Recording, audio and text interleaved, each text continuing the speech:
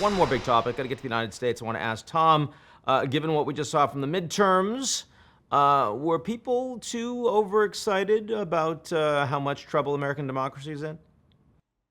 Oh, no, I think we're still completely underestimating how much danger American democracy is in. We had a narrow escape, had some small margins gone the other way, we would be in a world of trouble right now. I mean, do the counterfactual in your mind of election deniers and various other kind of kooks and weirdos taking over state offices. Because I think one problem is we still concentrate too much on the big picture of who's the president, who controls the Senate.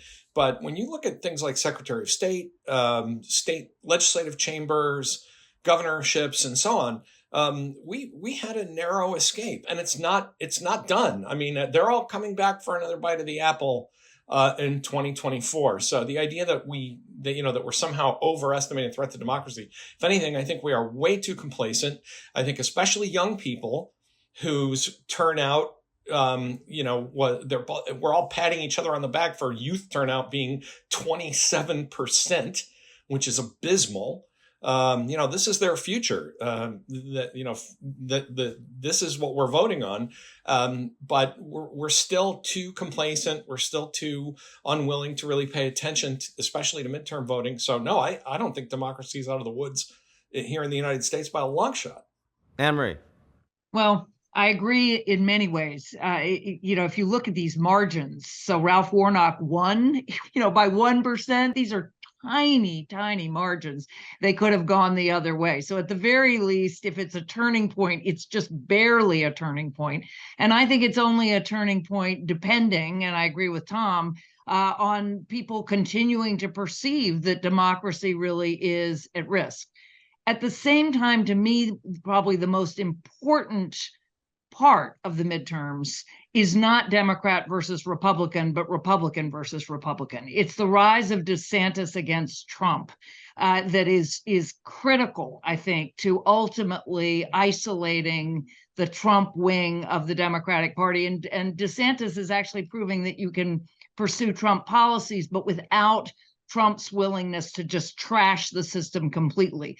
Long term, there's still a danger there, but for my money, it's very important to rule out the most extreme, the people who are willing, exactly as Tom said, to simply stand against the Constitution and to claim that their views are more important than our democracy. And that's that split within the Republican Party that I think we will see evolve in very important ways over the next 2 years. I want to ask Anne-Marie, if Joe Biden comes to you right now and says, Anne-Marie, do you think I should run again? What do you tell him? Right this minute, I'd say yes. You would? Why?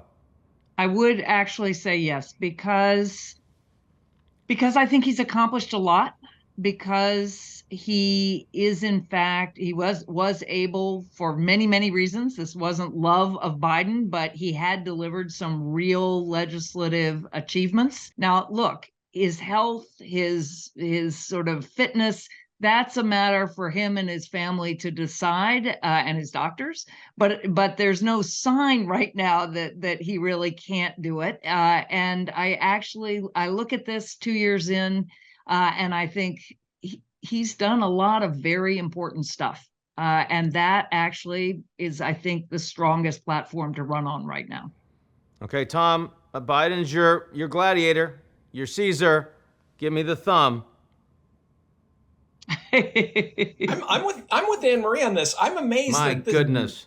I'm amazed that this is even a question, because if you took Biden's kind of old guy, ambiance out of this and said, here is the record of a first-term president with all of these legislative achievements, holding NATO together during a major European land war, escorting the economy out of the doldrums, looks like we're starting to tame inflation, on and on and on, and a first-term president with his party in the majority not only completely limits the gains in the House, but actually gains seats in the Senate, there would be nobody saying, you know what that guy ought to do? He needs to step down.